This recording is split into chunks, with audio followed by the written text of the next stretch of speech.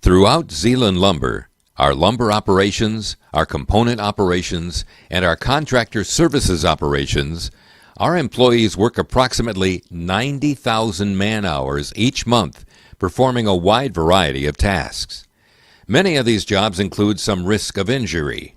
We can minimize those risks by following established procedures, such as using safe lifting practices, using push bars when operating saws, following prescribed practices when using forklifts or other machinery, by keeping our work areas clean and uncluttered, by staying alert and aware of our surroundings, and by not performing hazardous work when we are distracted or upset. However, on-the-job injuries and illnesses do happen, and this program is presented to make sure you know your responsibilities when one does happen. To clarify, an on-the-job injury is when an employee hurts themselves.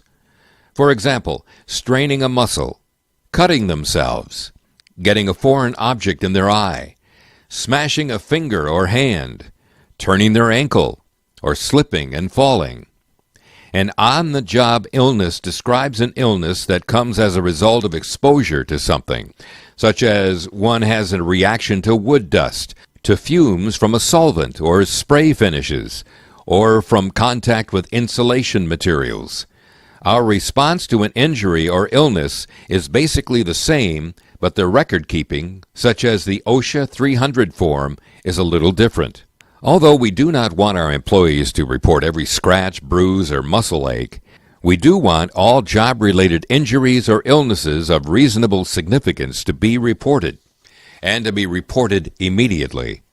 This allows the company to make sure that the appropriate steps are taken for medical evaluation and treatment of the injury or illness, to do a thorough investigation very quickly to determine the cause of the accident and the best corrective action, and to administer a post-accident drug test in certain circumstances.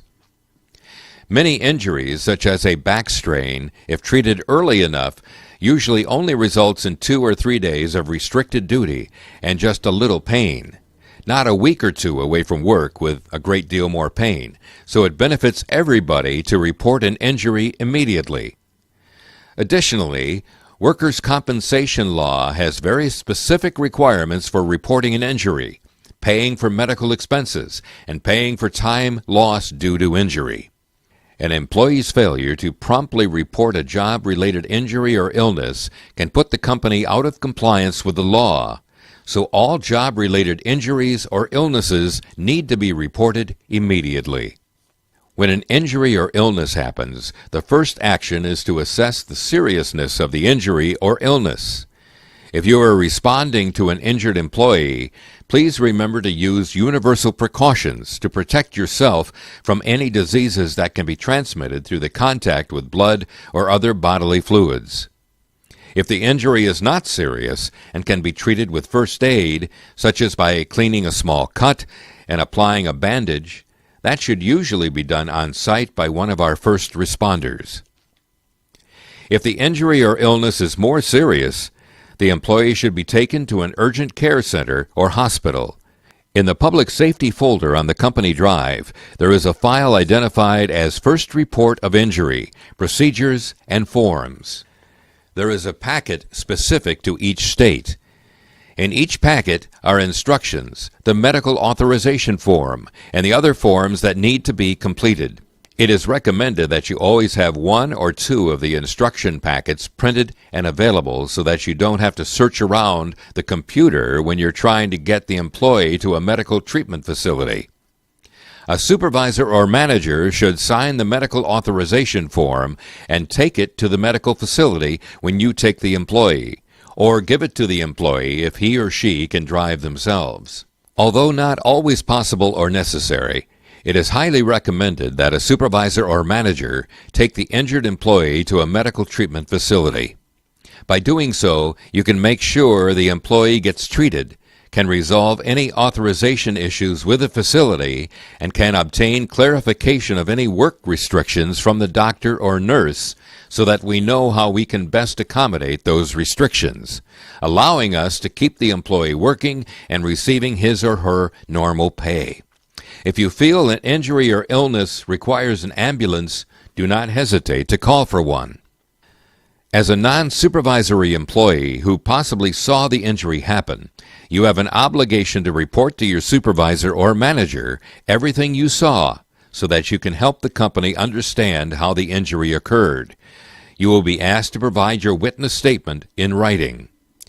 As a supervisor of the injured employee, once the employee has been taken for treatment, you have an obligation to see if there is any blood or other bodily fluid, such as saliva or vomit, on the tools, work tables, or in the work area, or on any rags or other garments, and you have the responsibility to clean the tools and work area using the procedures specified in the Infection Control Bloodborne Pathogen Policy. You also have an obligation, working with your manager, to fully investigate the accident or injury to determine cause, contributing factors, how the accident or injury could have been avoided, and what steps are needed to prevent similar injuries in the future. The branch manager or plant manager is responsible for notifying corporate safety and the appropriate executive of the injury by sending an email. The manager is also responsible for completing the State First Report of Injury form, along with several other forms, and for submitting them to corporate safety. The first report form should be sent to corporate safety within 24 hours of the injury, even if the other paperwork has not been completed. The injured employee will be required to complete an employee's report of injury and should be asked to do so before taking him or her to a medical treatment facility if the injury or illness is not serious. If it is, the employee's report can be obtained later. To summarize, when an employee is injured, the first responsibility is to evaluate the seriousness of the injury and to provide or obtain prompt treatment of the injury. That is the responsibility of the supervisor working with the first responder. Witnesses have a responsibility to share and document what they saw. Supervisors also have the responsibility to properly clean up any blood or other potentially infectious material from tools, equipment, and the work area, and have a responsibility to fully investigate the accident to determine how it happened and to take any appropriate steps to prevent similar accidents. The manager has the responsibility to ensure that the employee has received appropriate treatment, that the incident is fully investigated, and to ensure that all paperwork, especially the official State First Report of Injury form, is completed and submitted timely to corporate safety.